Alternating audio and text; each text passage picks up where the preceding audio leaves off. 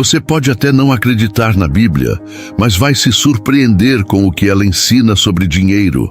Aliás, algumas das lições mais valiosas sobre riqueza, dívidas, investimentos, generosidade e liberdade financeira estão escritas há mais de 2000 anos. E sabe o que é mais louco?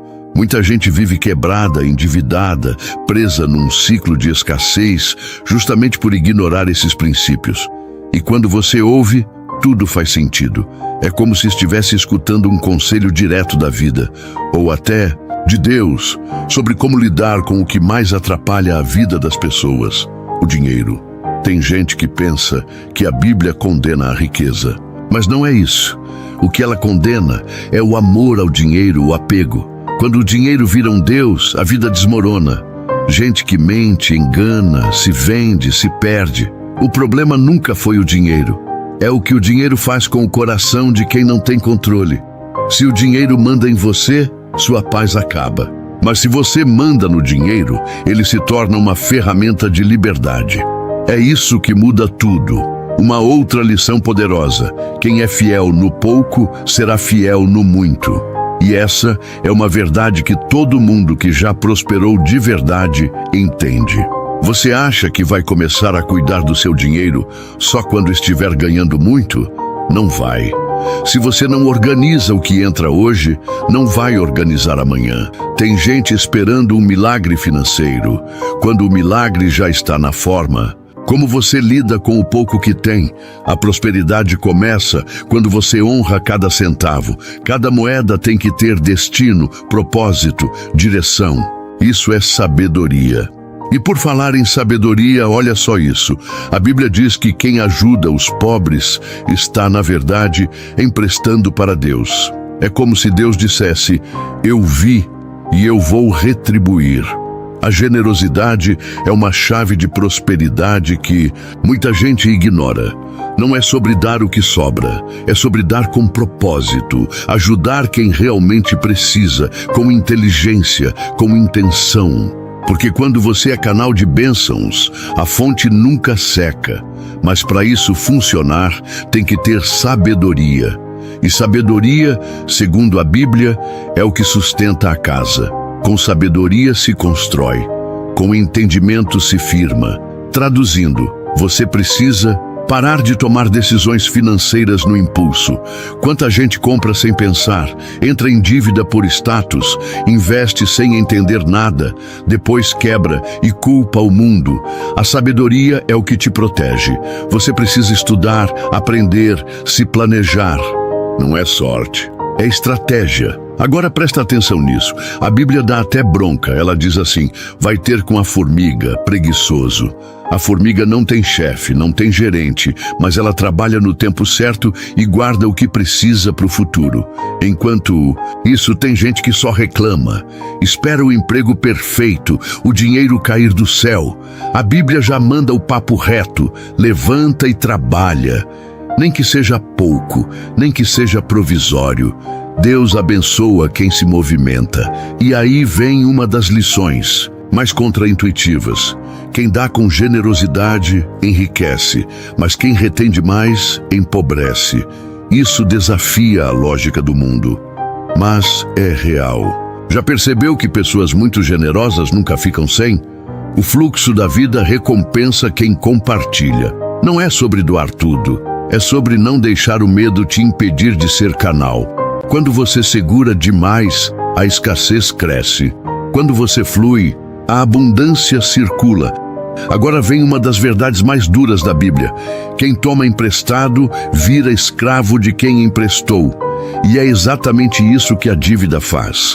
Ela aprisiona, rouba o sono, a liberdade, a paz. Te faz trabalhar para o banco, para o cartão, para o credor. E o pior, te faz perder a autoestima. Você se sente um fracasso, e não é. Você só precisa se libertar, fugir da dívida como se fosse armadilha, porque é isso que ela é, um buraco disfarçado de solução. E para sair desse buraco, tem que respeitar o tempo das coisas. A Bíblia diz que há tempo de plantar e tempo de colher, e essa é uma das lições mais importantes para quem quer enriquecer. paciência. Não adianta plantar hoje e querer colher amanhã. Não existe riqueza verdadeira sem processo. Tem que plantar todo dia. Economizar, estudar, investir, errar, aprender e esperar. Porque a colheita vem, mas no tempo certo. Só que não é só sobre você. A Bíblia também ensina que o justo deixa a herança para os filhos dos filhos. Isso é profundo. Não é só deixar dinheiro. É deixar ensinamento, estrutura, base. É ensinar os filhos a cuidar do que têm. É quebrar ciclos de pobreza que vêm há gerações. Você não pode aceitar viver só para pagar conta. Você tem que pensar em construir algo maior, um legado, porque riqueza de verdade atravessa gerações. E aí vem outra lição direta.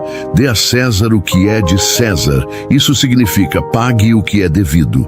Não tente dar jeitinho para sonegar. Seja honesto. A Bíblia não incentiva a malandragem. Ela ensina a sabedoria. Se os impostos são altos, busque formas legais de economizar. Planejamento fiscal existe, mas o jeitinho sujo, mais cedo ou mais tarde, cobra caro. E tudo o que começa errado termina em ruína. A Bíblia também fala sobre como o dinheiro é acumulado.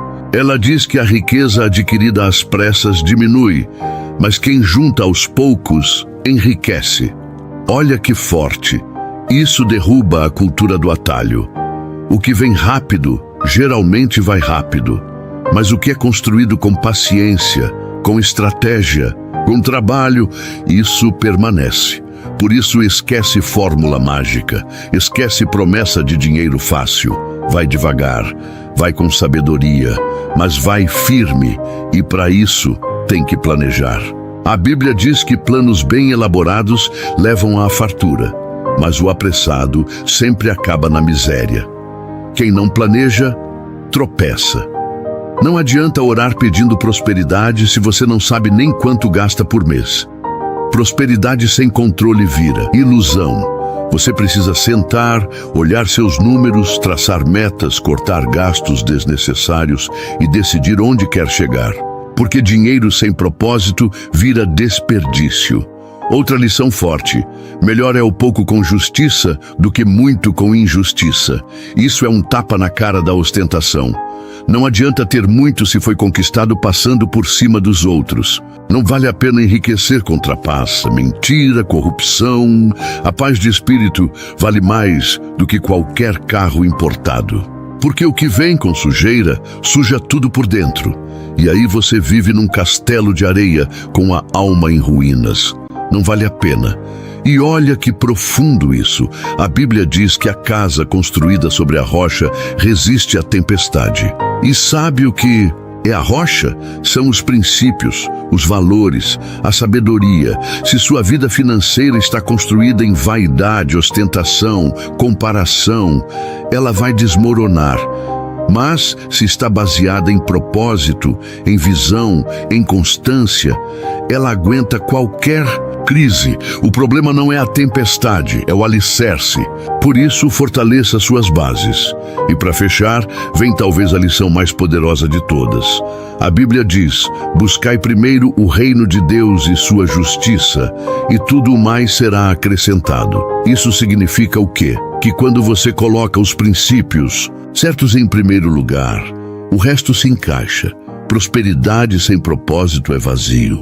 Mas quando você alinha sua vida com o que é justo, íntegro e verdadeiro, o dinheiro vira consequência. Você não precisa correr atrás dele.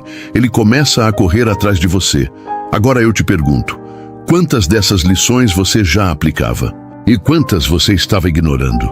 Porque a Bíblia não é só um livro de religião, é um manual de vida. E quando se trata de dinheiro, ela ensina com uma profundidade que poucos mestres conseguem. Se você está vivendo na escassez, endividado, perdido, sem esperança, começa por aqui. Não são só palavras bonitas, são princípios eternos, e eles funcionam. Se você aplicar pelo menos 3 dessas lições hoje, sua vida financeira vai começar a mudar. Não da noite para o dia, mas de forma real, sólida, duradoura. E antes de sair, deixa aqui nos comentários qual dessas lições mais mexeu com você. E olha, se esse vídeo te fez enxergar um caminho novo, faz o seguinte: já deixa o like, se inscreve no canal e compartilha esse vídeo com alguém que precisa ouvir isso. Porque a transformação começa com uma decisão, mas se espalha quando a gente compartilha. Nos vemos no próximo vídeo. Que Deus te abençoe e que a sua jornada financeira seja guiada por propósito, sabedoria e paz.